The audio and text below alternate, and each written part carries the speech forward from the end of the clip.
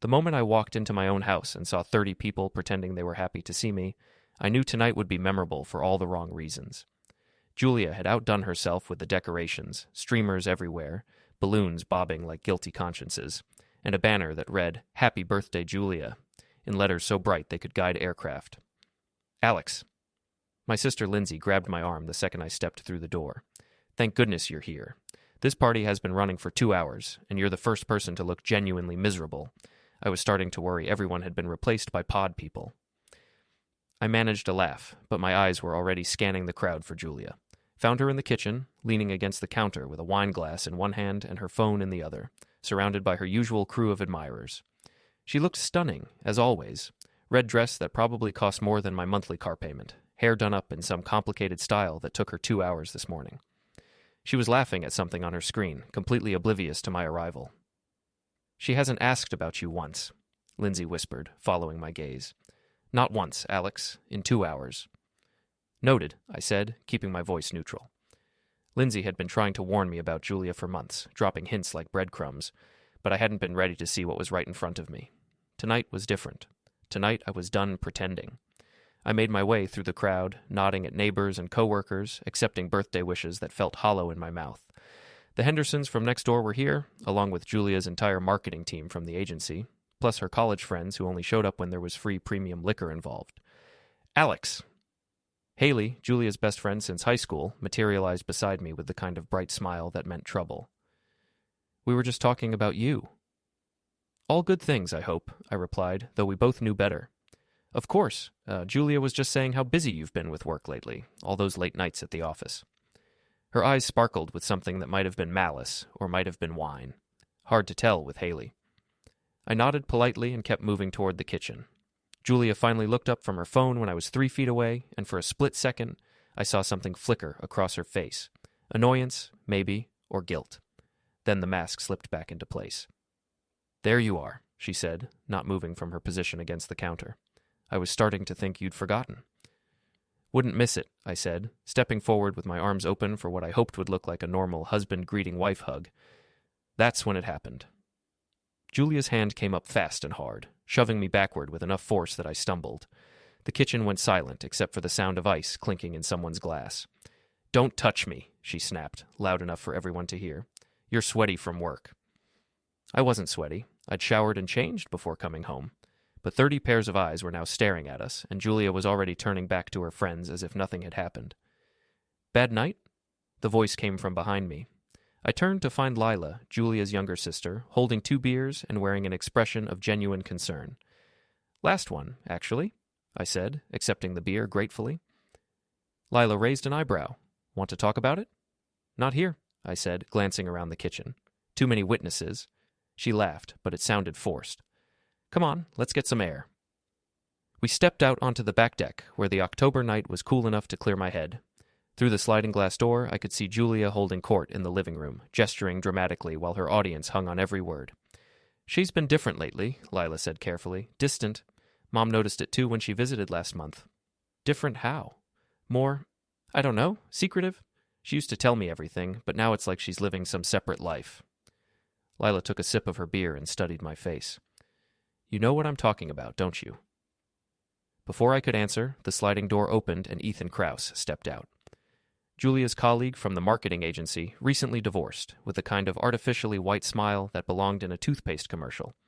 He was carrying 2 drinks and looked surprised to see us. "Oh, hey," he said, his voice just a little too casual. "Julia asked me to bring her a refill." "She's inside," I said. "Right, thanks." He hesitated for a moment, like he wanted to say something else, then thought better of it and went back inside. Lila and I watched him through the glass as he made his way to Julia, who accepted the drink with a smile that was definitely not the same one she'd given me earlier. "How long has that been going on?" I asked. "I was hoping you'd tell me," Lila said quietly. I finished my beer in 3 long swallows and headed back inside. The party was in full swing now. Music loud enough to cover conversations, people loosened up by alcohol in the late hour. I grabbed another drink and positioned myself where I could observe without being obvious about it. Before we dive deeper into this story, I have one small request. Please subscribe, drop a like, comment, and hit that hype button to boost this channel so more people can discover these incredible Reddit stories. Julia and Ethan weren't being particularly subtle. They stood just a little too close, laughed just a little too hard at each other's jokes. And when Julia reached out to brush something off his shirt, her hand lingered longer than necessary. Disgusting, isn't it? Haley appeared at my elbow again, but this time her voice held a different tone. She thinks nobody notices, but please, we all have eyes. I turned to look at her. What exactly are we talking about here, Haley? She glanced around to make sure we weren't being overheard, then leaned closer. Come on, Alex, you're not stupid. Julia and Ethan have been friendly for months now, since his divorce finalized anyway. Friendly how? The kind of friendly that involves hotel rooms and lying to husbands. She took a sip of her wine and watched my face carefully. I'm sorry. I thought you knew. I suspected. I lied. Well, if it makes you feel any better, he's not exactly husband material. Priya heard from his ex-wife that he's got some interesting preferences in the bedroom. Apparently he likes to... I don't need the details, I said quickly. But Haley was just getting warmed up. Oh, but the details are the best part. Julia was bragging to us last week about his athletic stamina and this thing he does with his... Haley? Right, sorry. Too much wine. She giggled and wandered off, leaving me standing there with my drink and my thoughts. I pulled out my phone and opened the voice recording app, then made my way toward the kitchen where I could hear Rick, Ethan's drinking buddy, holding forth about something. Rick had the kind of voice that carried, especially after a few drinks. Telling you, man, Ethan's living his best life right now, Rick was saying to someone I couldn't see. Finally dumped that witch of an ex-wife, got himself a promotion, and now he's got Julia wrapped around his finger. You should see the pictures he showed me from their weekend in Atlantic City. That woman is flexible, let me tell you. I held my phone closer, making sure it was picking up every word. How long has this been going on? Another voice asked. Months, man. Since like March, maybe April. He's been planning to ask her to leave Alex and move in with him. Already looked at apartments and everything. Smart move, too. Julia makes good money, and once she gets her hands on Alex's savings account, they'll be set. My hand tightened on the phone. Julia had been asking a lot of questions about our finances lately, wanting access to accounts she'd never cared about before. What about the kid? The other voice asked. Max? Julia says he'll adjust. Kids are resilient, right? Besides, Ethan's good with kids. He coached Little League before his divorce. I'd heard enough. I slipped away from the kitchen and headed upstairs to my office, closing the door behind me. My laptop was still on from earlier, and it took me less than 5 minutes to crack Julia's email password. She'd never been good with security, used the same password for everything, our anniversary date with her maiden name. The emails were all there, months of them, going back to March just like Rick had said. Love letters, planning messages, and photos that made my stomach turn. But it was the recent ones that really caught my attention, the ones about transferring money out of our joint account into something Ethan had set up. I forwarded everything to my personal email, then opened a new document and started typing. If Julia wanted to play games, I was happy to teach her the rules. The letter took me an hour to write. I kept it factual, detailed, and devastating. Every email, every photo, every dirty little secret I'd overheard tonight. I made copies, one for Julia's boss, one for Ethan's ex-wife, one for her parents, and several for her closest friends. By the time I finished, the party downstairs was winding down. I could hear people saying their goodbyes, car doors slamming in the driveway. I saved the document, printed the copies, and sat back in my chair. Tomorrow morning, Julia's world was going to explode, and I was going to have a front row seat. I left the house at 5:30 in the morning, before Julia was awake, before Max needed to get ready for school, before anyone could ask questions about why I was carrying a manila envelope and wearing my best poker face. First stop, Julia's office. The marketing agency where she worked was one of those trendy converted warehouse spaces downtown, all exposed brick and industrial lighting. I knew the building well, had been to enough company parties and spouse events to navigate it blindfolded.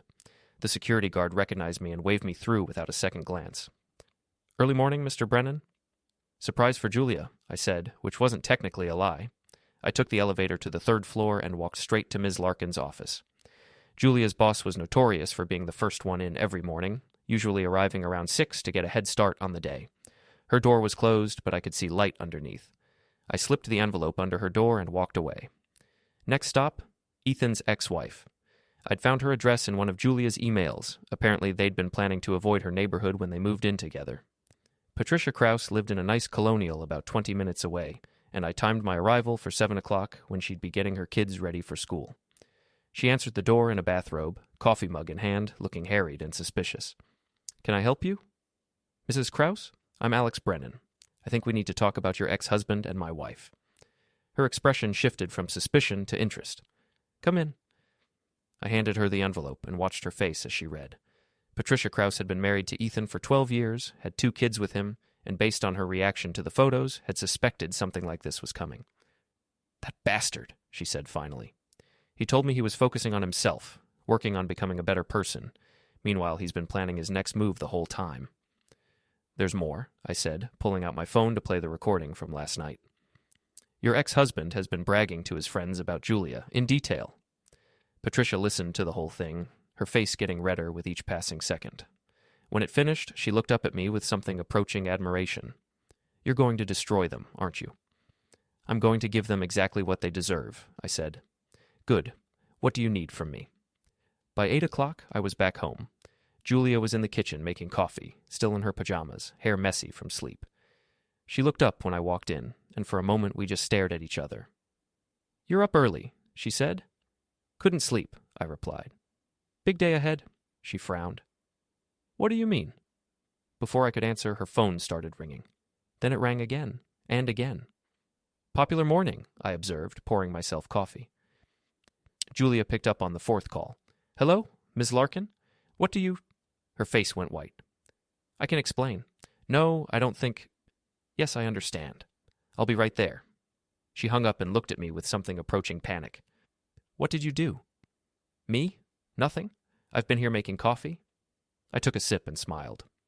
"How's work going?" Her phone rang again. This time it was Haley, and I could hear the excitement in her voice even from across the kitchen. "Julia, oh my God, you need to see what Patricia Krause just posted on Facebook. She's got screenshots of text messages and... Julia, are you there?" Julia ended the call and stared at her phone as notification after notification popped up on the screen. Facebook, Instagram, text messages, missed calls. Her carefully constructed world was collapsing in real time. "You bastard," she whispered. "Now that's not very nice," I said, "especially considering I'm not the one who's been lying for months." She lunged for me then, all pretense of civility abandoned, but I stepped aside and she stumbled into the counter. Her coffee mug shattered on the floor, sending ceramic shards skittering across the tiles. "You have no idea what you've done," she snarled. "Oh, I think I do. I've given you exactly what you wanted. Freedom. No more sneaking around, no more lies, no more pretending to be married to someone you obviously can't stand. You should be thanking me." Her phone rang again. This time she answered it without looking at the screen. "What?" she snapped. "Julia, it's Ethan. We have a problem. Patricia posted everything online, and my boss just called me into his office, and—" "I know!" Julia screamed. "I know, okay? Just let me think." She hung up and turned back to me. "This isn't over." "You're right," I said calmly. "It's just getting started." I left her standing in the kitchen, surrounded by broken ceramic, and went upstairs to get ready for work. Max was still asleep.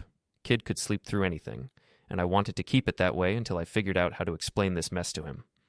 My phone buzzed with a text from Lindsay. "Holy crap, Alex. Julia's all over social media. What did you do?" I typed back, "Justice." By the time I got to my office, the story had spread through Julia's entire social circle. Her friends were posting about it, her coworkers were gossiping about it, and Ethan's gym buddies were apparently having a field day with the photos Patricia had shared. I was settling in at my desk when my assistant knocked on my door. "Mr. Brennan, there's a woman here to see you. She says it's urgent." I looked up to see Julia striding through the office, her face flushed with rage and humiliation. She'd thrown on clothes and attempted to fix her hair, but she still looked like someone who'd just had her life implode. "We need to talk," she announced loudly enough for everyone in the office to hear. "I'm at work. Julia, can this wait?" "No, it cannot wait." She stepped closer to my desk, her voice rising. "You hacked into my personal email. That's illegal. I could have you arrested." Several of my coworkers had stopped pretending to work and were openly staring now. This was exactly what Julia wanted, to make me look like the bad guy, to flip the script and make herself the victim. "I didn't hack anything," I said calmly. "I used the password you gave me 2 years ago when you asked me to check your email while you were traveling." "That's not— You had no right." "I had every right. We're married, remember? Or did you forget that part while you were planning to steal my money and run off with your boyfriend?" The office had gone completely quiet now. Even the phones seemed to have stopped ringing. Julia's face was bright red, but she pressed on. You want to talk about rights? Let's talk about your little adventure in Vegas 3 years ago. Remember that, Alex? Remember what you did at that conference? My stomach dropped. She was talking about a mistake I'd made early in our marriage, a one-night thing that had meant nothing but that I'd confessed to her in a moment of guilt and stupidity. That's different, I said quietly. Is it? Because I seem to remember you coming home and telling me all about your mistake with that bartender, how you were drunk and lonely and she was so understanding. Julia's voice dripped with fake sympathy. Should I tell everyone here about that? About how my husband can't keep it in his pants when he's away from home?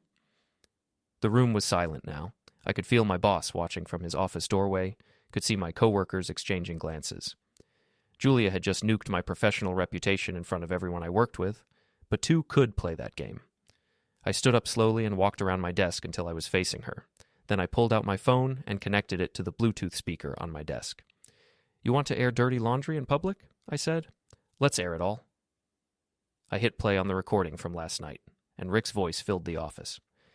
Telling you, man, Ethan's living his best life right now. Finally dumped that witch of an ex-wife, got himself a promotion, and now he's got Julia wrapped around his finger. You should see the pictures he showed me from their weekend in Atlantic City. That woman is flexible, let me tell you. Julia's face went from red to white in about 2 seconds. How long has this been going on? Came the second voice on the recording. Months, man. Since, March? Maybe April. He's been planning to ask her to leave Alex and move in with him. Already looked at apartments and everything. Smart move, too. Julia makes good money, and once she gets her hands on Alex's savings account, they'll be set. I let the recording play for another minute, watching Julia's expression crumble as her boyfriend's friend described their relationship in graphic detail. When it finished, the office was so quiet I could hear the air conditioning humming. Anything else you'd like to discuss? I asked politely. Julia turned and walked out without another word, leaving me standing there with 30 pairs of eyes staring at me. I looked around the room, nodded once, and sat back down at my desk. My boss appeared a few minutes later. Alex, can I see you for a moment? I followed him into his office, expecting the worst. Instead, he closed the door and started laughing. In 20 years of running this company, he said, I have never seen anything like that. Your wife just tried to destroy you in front of everyone, and you flipped it around on her so fast I got whiplash.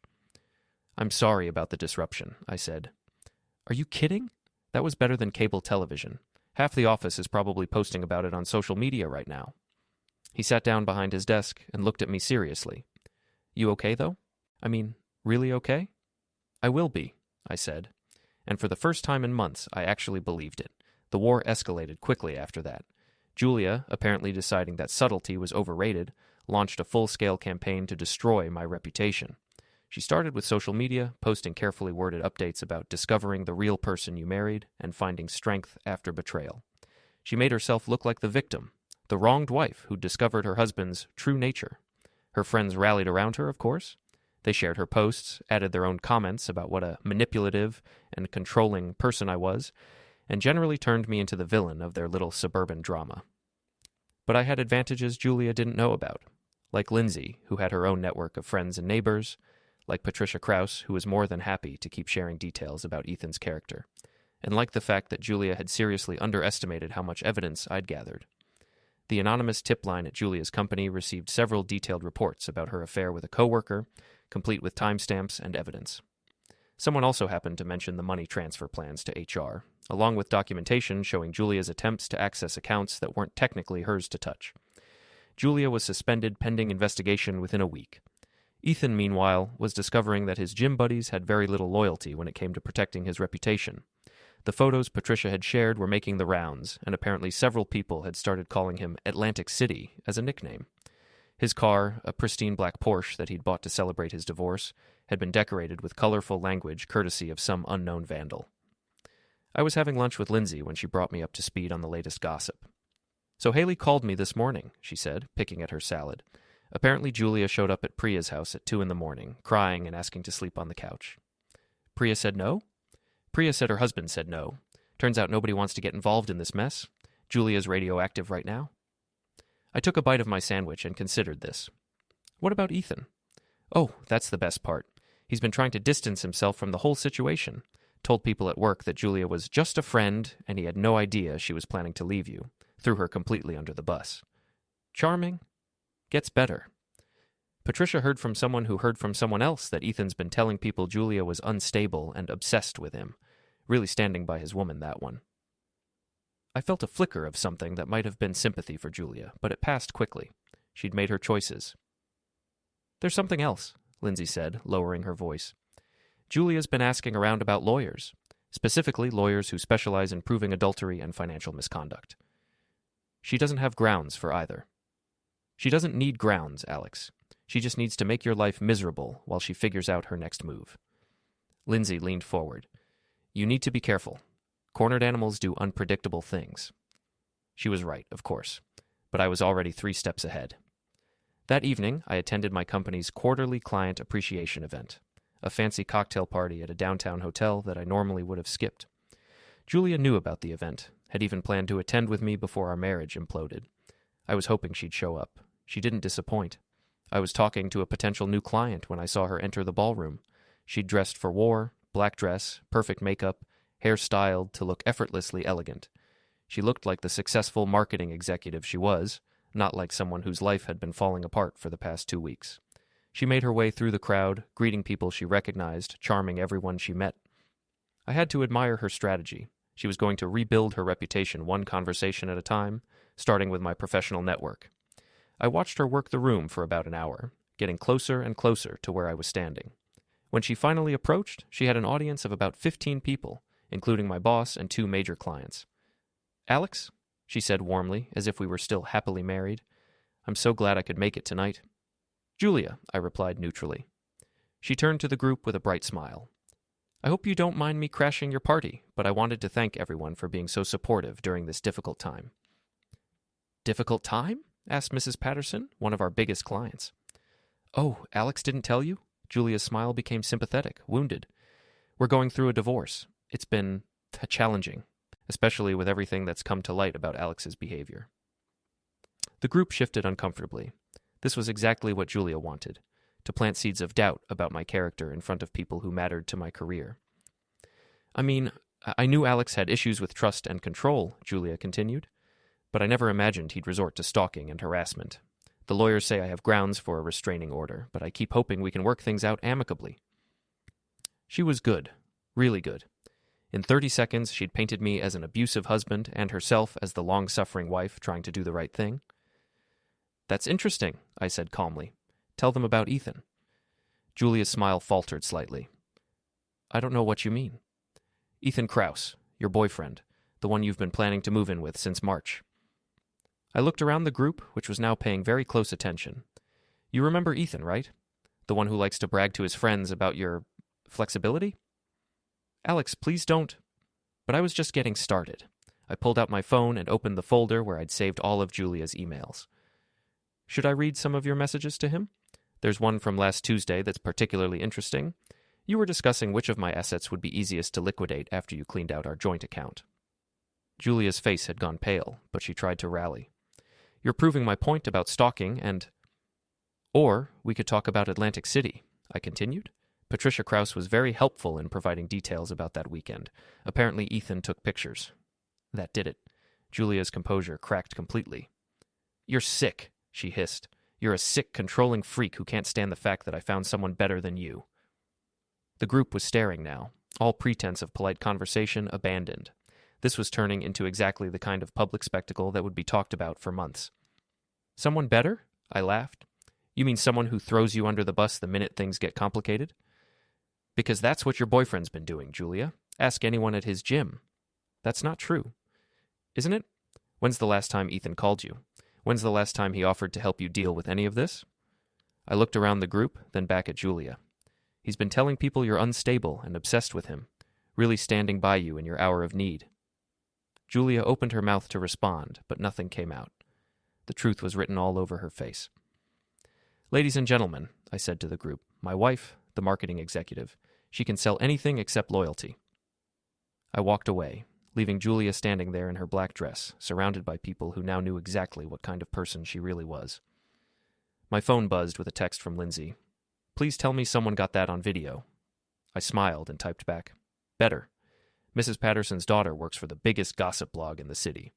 The next morning, I woke up to find my car's windshield had been smashed and the word liar keyed into the paint on the driver's side door. Julia was escalating, but so was I.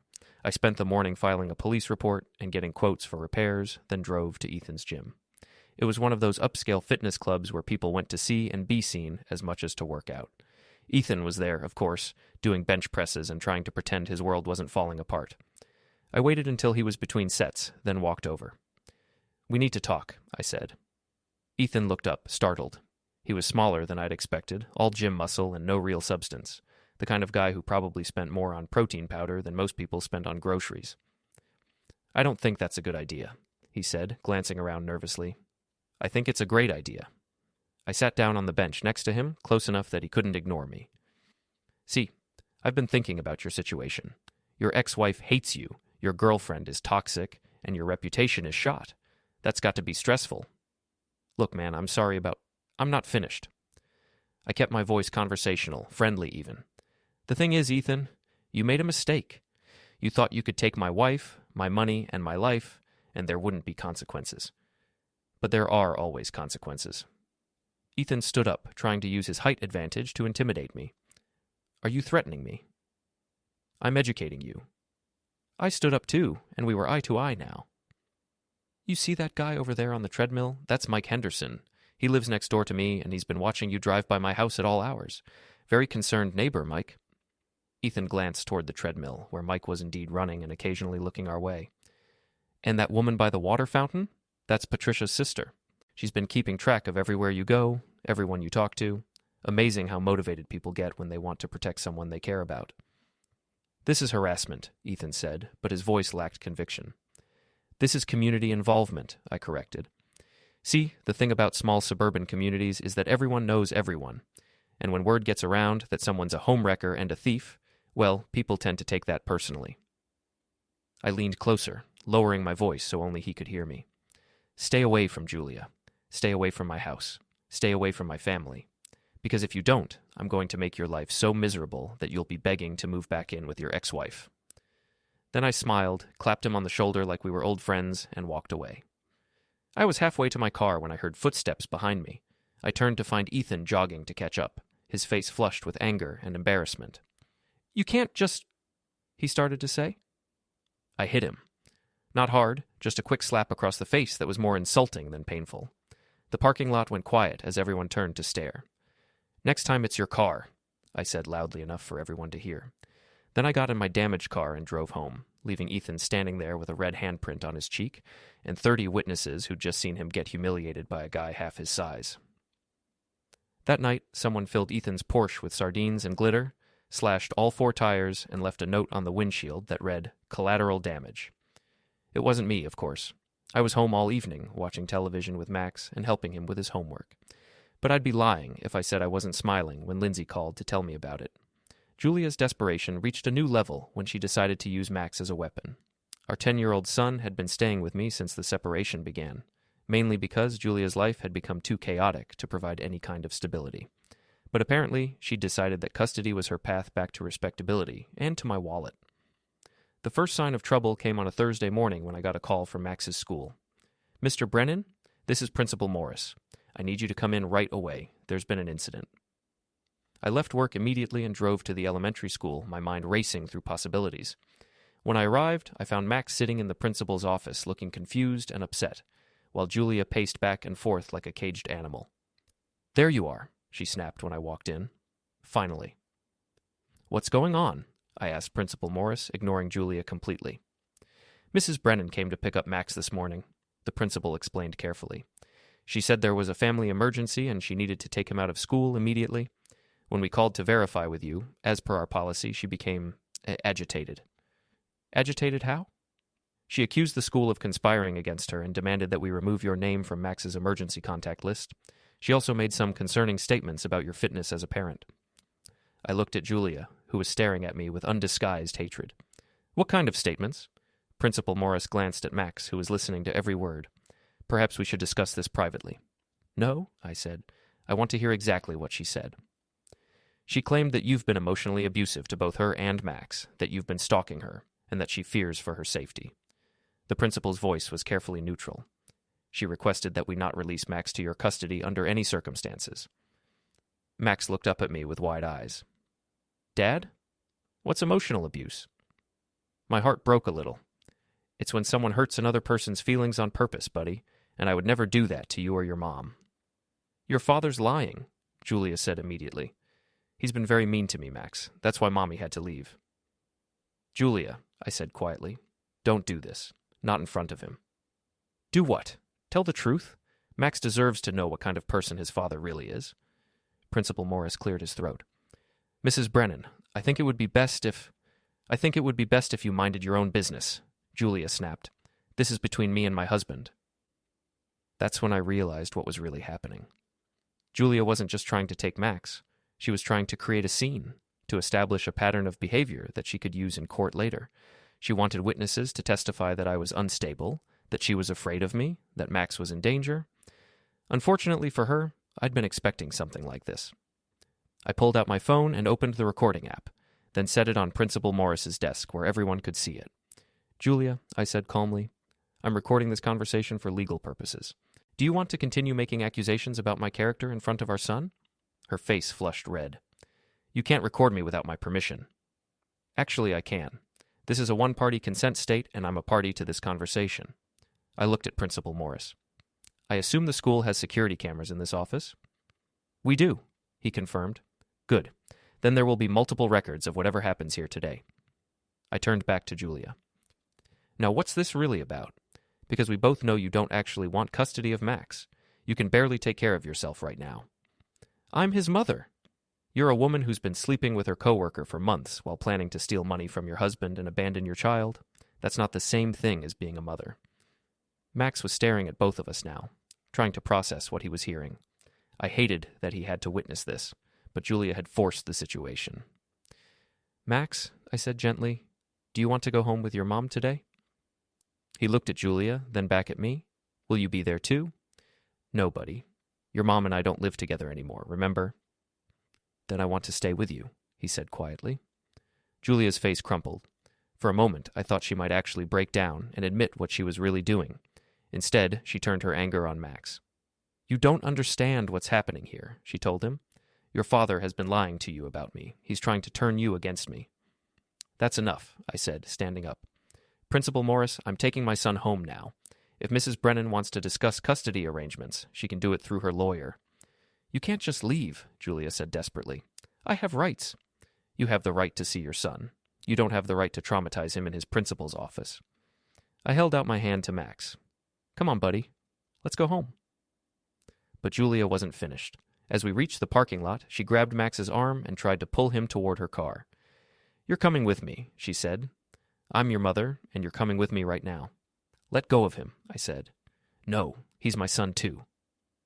Max started crying, caught between us, not understanding why his mother was acting this way. Other parents in the parking lot had stopped to stare, and I could see phones coming out to record the scene. Julia, you're scaring him. I don't care. I'm not letting you poison him against me anymore. She was pulling harder now, and Max was crying harder, and I realized this was exactly what she wanted, a public confrontation that would make me look like the aggressor when I tried to protect my son. But I had a better idea. Okay, I said, releasing Max's other arm. Take him. Julia looked surprised, but she didn't let go. What? Take him. You want custody? You've got it. Take him home, feed him dinner, help him with his homework, get him ready for school tomorrow. I stepped back, pulling out my phone. I'll just call his teacher and let her know that you'll be handling the science project that's due Monday. The one about solar systems that requires a trip to the craft store and about 6 hours of work. Julia's grip on Max's arm loosened slightly. Oh, and I'll call his soccer coach and explain that you'll be taking him to practice Saturday morning at 7. Hope you remember where the fields are. I scrolled through my contacts. And his dentist appointment next week, and the parent-teacher conference on Friday, and... Stop, Julia said quietly. Stop what? You want to be his primary parent, right? This is what that looks like. Every day, every responsibility, every decision. I looked at her seriously. Are you ready for that, Julia? Because I don't think you are. She let go of Max's arm, and he immediately ran to me. I picked him up, even though he was getting too big for it, and held him while he cried into my shoulder. I hate you, Julia whispered. I know, I said. But that doesn't change the fact that you're not ready to be a full-time parent right now. Maybe someday when you get your life together. But not today. I carried Max to my car and strapped him into his booster seat, then drove home while he sniffled in the back seat. "Dad?" he said as we pulled into our driveway. "Yeah, buddy." "Is Mom going to be okay?" I looked at him in the rearview mirror, this sweet, innocent kid who didn't deserve any of this drama. "I don't know," I said honestly, "but you're going to be okay. I promise you that." That evening, while Max was upstairs playing video games, I got a call from my lawyer. "Alex, we need to talk. Julia's attorney filed an emergency motion for temporary custody. They're claiming you're emotionally abusive and that Max is in danger." I sighed. "When's the hearing?" "Monday morning. Can you be there?" "Wouldn't miss it." I spent the weekend gathering evidence. Text messages, emails, witness statements from the school, security footage from the parking lot confrontation. By Monday morning, I had a file 3 inches thick documenting Julia's erratic behavior and my consistent efforts to protect Max's well-being. The hearing lasted 2 hours. Julia's lawyer painted me as a controlling husband who had driven his wife to desperation through emotional manipulation and financial abuse. They presented no evidence beyond Julia's testimony and a few character statements from her friends. My lawyer, on the other hand, had recordings, emails, witness statements, and security footage. We showed the judge exactly what had happened at Max's school, exactly what Julia had been planning with Ethan, and exactly why she was really seeking custody. The judge took 15 minutes to make his decision. "Mrs. Brennan," he said, "I find your claims of abuse to be unsupported by evidence and contradicted by your own behavior as documented in these proceedings. Your attempt to remove your child from school without proper authorization, your public confrontation with him in the parking lot, and your apparent instability over the past several weeks do not demonstrate fitness for primary custody." Julia started to protest, but the judge held up his hand. "Furthermore, the evidence suggests that your motivation for seeking custody is not the best interest of the child, but rather an attempt to gain leverage in your divorce proceedings. That is not acceptable to this court." He awarded me temporary primary custody, with supervised visitation for Julia once she completed a parenting class and demonstrated emotional stability. Julia stormed out of the courtroom without looking at me, but not before I heard her hiss to her lawyer, "This isn't over." She was right, of course, but I was starting to enjoy the game. Julia's next move was predictable in its desperation and impressive in its stupidity. She and Ethan, apparently deciding that legal channels weren't working fast enough, opted for a more direct approach, framing me for harassment and vandalism.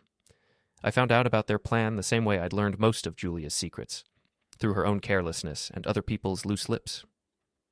Lindsay called me on a Wednesday evening while I was helping Max with his math homework.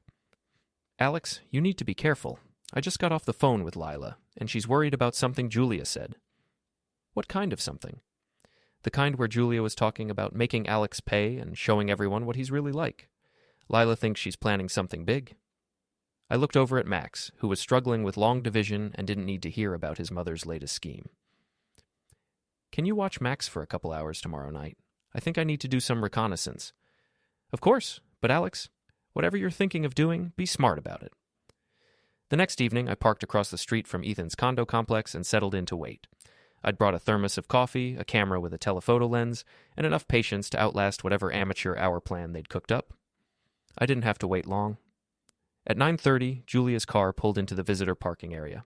She sat there for about 10 minutes, clearly working up her nerve, then got out and walked toward Ethan's building. She was carrying a large bag and wearing dark clothes, the kind of outfit someone might choose if they were planning to do something they didn't want to be seen doing. 20 minutes later, Ethan appeared at his third-floor window and waved down at the parking lot. That was apparently the signal, because Julia emerged from wherever she'd been hiding and started walking back toward the building. I started taking pictures. What happened next was like watching a bad movie. Julia and Ethan spent the next hour making it look like someone had broken into his condo. They threw furniture around, broke some dishes, scattered papers everywhere, and even cracked a window from the inside. Then came the really stupid part. Ethan called the police while Julia hid in the bedroom, and when the officers arrived, he gave them a detailed description of the intruder he'd supposedly caught in the act of vandalizing his home. The description, unsurprisingly, matched me perfectly. He was about 5'10", brown hair, wearing a dark jacket, I heard him tell the officers through his open window. "I think it was my girlfriend's ex-husband. He's been harassing us for weeks." One of the officers looked skeptical. "Did you actually see this person's face?" "Well, no, it was dark, but who else would it be? He's been threatening me, following me around town. I think he's dangerous." The officers took notes and photos, but I could tell they weren't entirely convinced. Ethan was trying too hard, giving too many details, explaining too much. After they left, I waited another hour until Julia emerged from the building and drove away. Then I went home and uploaded all my photos to my computer. The next morning, I called the police station and asked to speak to the officers who had responded to the vandalism call at Ethan's condo. "I understand someone matching my description was seen breaking into an apartment last night," I said when Officer Martinez came to the phone. "Are you calling to confess, Mr. Brennan?" "I'm calling to provide an alibi. I was at my son's school from 7 to 9 last night for parent-teacher conferences, then at my sister's house until 11. I have about 20 witnesses." There was a pause. "Can you verify that?" "Absolutely. I can also provide security camera footage showing exactly what really happened at Mr. Krause's condo last night." Another pause, longer this time. "What kind of footage?" "The kind that shows Mr. Krause and my ex-wife staging the break-in themselves. I was conducting surveillance because I suspected they might try something like this." Officer Martinez sighed. "Can you come in this afternoon? Bring the footage and your witness list." "Happy to." I spent the morning preparing a comprehensive presentation: photos, timestamps, witness statements, and a detailed timeline showing exactly how Julia and Ethan had framed themselves while trying to frame me. The police were not amused. By evening, both Julia and Ethan had been arrested for filing a false police report and conspiracy. The charges wouldn't stick. Their lawyers would probably get them reduced to misdemeanors, but the humiliation was priceless, especially since someone had tipped off the local news station about the arrests. Marketing executive and boyfriend arrested for fake break-in ran on the 6 o'clock news, complete with footage of both of them doing the perp walk in handcuffs. But I wasn't done yet. While Julia and Ethan were dealing with their legal problems, I was implementing the next phase of my plan. It was time to hit Ethan where it would hurt most, his ego. I waited until Saturday morning, when I knew he'd be at the gym trying to work off his stress and humiliation. Then I put my own plan into action. I'd spent the week preparing Ethan's condo for his return. Nothing illegal, nothing that would cause permanent damage, just a series of carefully planned inconveniences designed to make his life miserable. The first surprise was the industrial-strength glue I'd applied to his door lock. He'd be able to get in eventually, but it would take a locksmith and several hours. The second surprise was inside the condo itself. I'd rearranged everything, not destroyed, just moved. His furniture was stacked in the bathroom, his clothes were hanging in the kitchen, and his expensive electronics were carefully arranged in the bedroom closet. The third surprise was in his bedroom. I'd filled his mattress with birdseed through a small hole that I then sealed. It would take him weeks to figure out why his bed was so lumpy and why he kept finding seeds in his sheets. But the real masterpiece was on his balcony. Ethan lived on the 3rd floor, and his balcony overlooked the building's pool area. It was private enough that he probably thought he could do whatever he wanted out there without being seen. He was wrong. I'd installed a small, motion-activated camera on the balcony across from his, positioned to capture anything that happened on his balcony and automatically upload it to a social media account I'd created specifically for this purpose. Then I'd left a bottle of expensive wine on his balcony with a note: "Congratulations on your newfound freedom. Enjoy responsibly. A friend." Ethan, apparently thinking the wine was from a sympathetic neighbor, drank the entire bottle while standing on his balcony in his underwear, ranting about me to anyone who would listen on his phone. The camera captured everything and automatically posted it to Instagram, Facebook, and TikTok with the caption, "Local man celebrates arrest with public meltdown."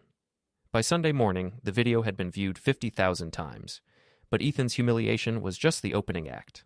The main event was still to come. I knew Julia well enough to predict her next move. She was cornered, desperate, and running out of options. That meant she was going to do something dramatic and stupid, probably involving our son. I was right. On Monday afternoon, I got a call from Max's school again. "Mr. Brennan, we have a situation. Mrs. Brennan is here demanding to take Max out of school. She's very agitated and she's refusing to leave. I'll be right there." When I arrived, I found Julia in the principal's office again, but this time she wasn't alone. She'd brought Ethan with her, apparently thinking that having backup would somehow legitimize her demands. "There you are," she said when I walked in. "Tell them to release Max to me immediately." "The court order says supervised visitation only," I reminded her. "The court order is temporary and I'm his mother. I have rights." "You have the right to see him during your scheduled visits with a supervisor present, although you don't have the right to disrupt his education." Ethan stepped forward, trying to look intimidating. "Maybe you should listen to her, Alex. She's been through enough." I looked at him, this pathetic man who'd been arrested for filing a false police report, and had spent the weekend being mocked on social media, and started laughing. "I'm sorry," I said, wiping my eyes. "I'm taking advice from someone who got locked out of his own condo and then got drunk on his balcony in his underwear? That Ethan?" His face turned red. "You're the one who—" "Prove it," I said simply. He couldn't, of course. I'd been very careful to leave no evidence of my involvement in his recent troubles. "This is ridiculous," Julia said. "Max is coming with me right now." "No," I said calmly.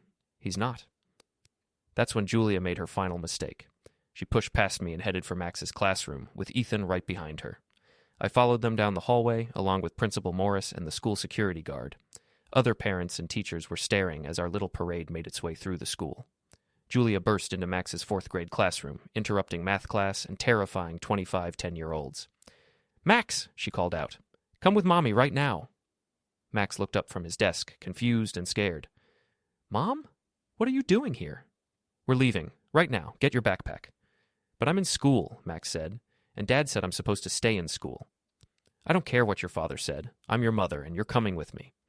She grabbed his arm and started pulling him toward the door, just like she had in the parking lot weeks earlier. But this time, there were witnesses everywhere. Teachers, students, parents, security cameras. "Let go of him," I said quietly. "No, he's my son." Max started crying, and that's when I'd had enough. I stepped forward and gently but firmly removed Julia's hand from Max's arm. "You're scaring him," I said. "And you're scaring all these other kids. Is this really how you want them to remember you?" Julia looked around the classroom for the first time, seeming to notice the frightened children staring at her. For a moment, her expression softened. Then Ethan ruined it. "Don't let him manipulate you," he told Julia. "Take your son, and let's go." That's when I lost my temper. I turned to face Ethan, this man who had helped destroy my marriage and was now trying to traumatize my child, and I slapped him across the face as hard as I could. The classroom went silent. "Get out," I said quietly. "Both of you. Get out of my son's school and don't come back." Ethan was holding his cheek, looking stunned. Julia was staring at me like she'd never seen me before. "You hit him," she whispered. "Yes, I did. And if either of you ever tries to use my son as a weapon again, I'll do a lot worse than that." Principal Morris stepped forward. "I think everyone needs to leave now. Mr. Brennan, please take Max home for the day. Mrs. Brennan, Mr. Krause, you need to leave school property immediately." As we walked out of the building, Max slipped his hand into mine. "Dad," he said quietly. "Yeah, buddy." "Are you and Mom going to be okay?" I looked down at him, this brave, sweet kid who'd been through too much drama for someone his age. "Your mom and I are never going to be married again," I said honestly. "But we're both going to be okay, and more importantly, you're going to be okay." That evening, after Max was in bed, I sat in my home office and planned the final phase of my revenge. Julia and Ethan had pushed too far, involved my son too directly, and shown that they couldn't be trusted to respect boundaries. It was time to end this, once and for all. The final confrontation came on a Thursday night in October, during the first real thunderstorm of the season. I'd been planning it for weeks, ever since Julia and Ethan's disastrous attempt to kidnap Max from school. They'd crossed a line that couldn't be uncrossed, and now it was time to show them exactly what that meant. I'd sent Max to stay with Lindsay for the night, telling him we were having some work done on the house that might be noisy. He'd accepted the explanation without question. At 10 years old, he trusted me to handle the adult problems while he focused on kid things like video games and homework. The house was ready. Over the past month, I'd installed security cameras in every room, motion sensors on all the doors and windows, and a few special surprises that would make this a night to remember. Everything was connected to my phone and automatically uploading to cloud storage, creating a permanent record of whatever happened. I'd also invited some witnesses. Not directly, of course. That would have been too obvious. Instead, I'd let it slip to a few key neighbors that I was expecting trouble tonight, that Julia and Ethan had been making threats, and that I was concerned about another break-in attempt. Mike Henderson from next door was, coincidentally, working in his garage with the door open. The Pattersons across the street were, coincidentally, having a late dinner on their front porch. And Mrs. Chen from down the block was, coincidentally, walking her dog past my house every 20 minutes. I didn't have to wait long. At 9:15, Julia's car pulled up at the end of my street with the headlights off. She parked 3 houses down and sat there for several minutes, probably working up her courage or waiting for Ethan to arrive. Ethan showed up 10 minutes later in a rental car. His Porsche was apparently still being repaired after the sardine and glitter incident. He parked behind Julia and got out, looking around nervously before walking to her car. I watched through my bedroom window as they had what appeared to be an intense conversation. Julia was gesturing wildly, and Ethan kept shaking his head. Finally, she got out of her car, and they both started walking toward my house. They were trying to be stealthy, staying in the shadows and avoiding the streetlights, but my security cameras had night vision and were tracking their every move. By the time they reached my front yard, I had crystal clear footage of both their faces. Instead of going to the front door, they circled around to the back of the house. Julia had a key to the back door. I'd never bothered to change the locks after she moved out, which was either an oversight or a stroke of genius, depending on how you looked at it. I heard the key turn in the lock and smiled. They'd just committed breaking and entering, and I had it all on video. "Alex," Julia called out as they entered the kitchen. "Alex, are you here? We need to talk." I didn't answer. I was upstairs in my bedroom, watching their progress on my phone as they moved through the house. They were being loud and careless, probably thinking I wasn't home. "Check the office," I heard Ethan say. "Look for financial documents, anything we can use in court." "You check the office," Julia replied. "I'm going upstairs to get some of my things." They split up, which was exactly what I'd hoped for. Divide and conquer. Julia came up the stairs first, heading for what used to be our bedroom. I waited until she was halfway down the hall, then activated the first surprise. The sprinkler system I'd had installed throughout the house suddenly came to life, drenching Julia in cold water. She screamed and stumbled backward, slipping on the now wet hardwood floor. "What the—" she started to say, then slipped again and fell hard on her backside. Downstairs, I could hear Ethan shouting, "Julia, what happened? Are you okay?" "The sprinklers!" she yelled back. "He booby-trapped the house." I activated the second surprise. The sound system I'd installed throughout the house began playing a recording I'd made earlier that day. "Welcome to my home, Julia and Ethan," my voice said through speakers in every room. "I hope you're enjoying your visit. Please make yourselves comfortable while I call the police." "He's here," Ethan shouted. "Alex, come out and face us like a man." "Oh, I'm here," my recorded voice continued. "I'm watching everything you do, recording everything you say, and sharing it all with the world. Smile for the cameras." That's when they realized they'd walked into a trap. Julia got to her feet, soaking wet and furious, and started looking around for the cameras. She found one mounted in the corner of the hallway and flipped it off, which just made her look more unhinged on the recording. Downstairs, Ethan was tearing through my office, apparently still looking for something he could use against me. He found my filing cabinet and started pulling out folders, scattering papers everywhere. "Looking for something specific?" I asked, stepping into the office doorway. Ethan spun around, startled. He was holding a folder full of tax documents and looking guilty as hell. "Alex, there you are. We need to talk." "About what? About how you broke into my house?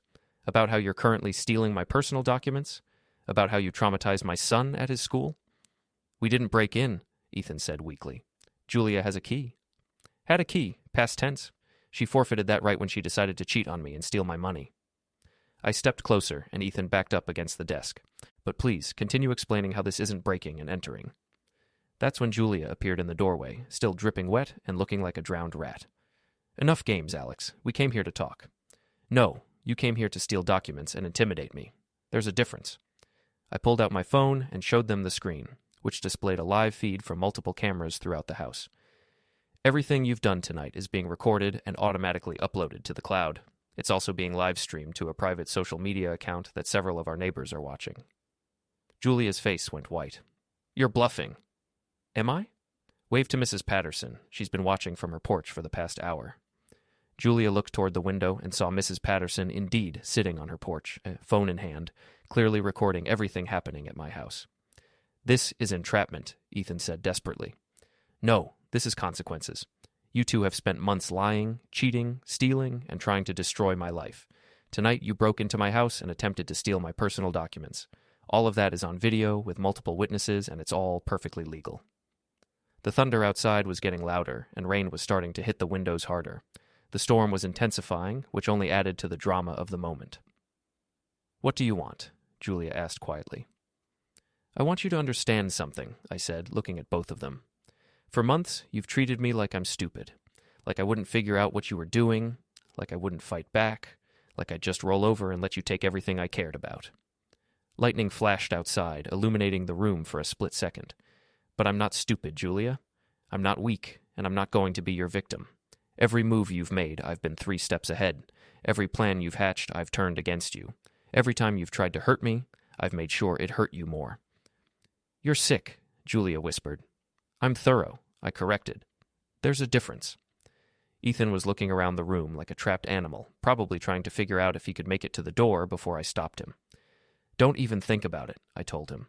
The police are already on their way. Officer Martinez is very interested in talking to you both about this little break-in, especially since you're both still on probation for the last time you tried to frame me. That was a lie. I hadn't called the police yet, but they didn't know that. You can't prove we broke in, Julia said. I have a key. Had a key, I repeated. And even if you still had legal access, which you don't, Ethan certainly doesn't. He's trespassing at minimum. Burglary, more likely, given that he was stealing my documents when I found him. The sound of sirens in the distance made all three of us freeze. Apparently one of my neighbors had called the police without me asking them to. This is your last chance, I said quickly. You can leave now, voluntarily, and maybe we can work something out. Or you can stay and explain to the police why you broke into your ex-husband's house during a thunderstorm to steal his personal documents. Julia and Ethan looked at each other, having some kind of silent conversation. If we leave, Julia said finally, what happens then? Then you stay away from me, you stay away from my son, and you disappear from my life forever. You move somewhere else, you start over, and you never contact me again except through lawyers when absolutely necessary. And if we don't? I smiled, and it wasn't a nice smile. Then I release everything. Every email, every photo, every recording, every piece of evidence I've gathered over the past 6 months. I send it to your employers, your families, your friends, and every gossip blog in the city. I make sure that everyone you've ever met knows exactly what kind of people you really are. The sirens were getting closer. Choose now, I said. Julia looked around the room one more time, at the water damage from the sprinklers, at the scattered documents, at the cameras recording everything, and her shoulders sagged in defeat. Come on, she said to Ethan. Let's go. They headed for the back door, but I stopped them. Front door, I said. I want the neighbors to see you leaving. We walked through the house together, Julia still dripping wet, Ethan clutching his injured pride, and me following behind like a shepherd herding sheep. When we reached the front door, I opened it and gestured for them to go first. The storm was in full force now, rain coming down in sheets, thunder rolling across the sky every few seconds.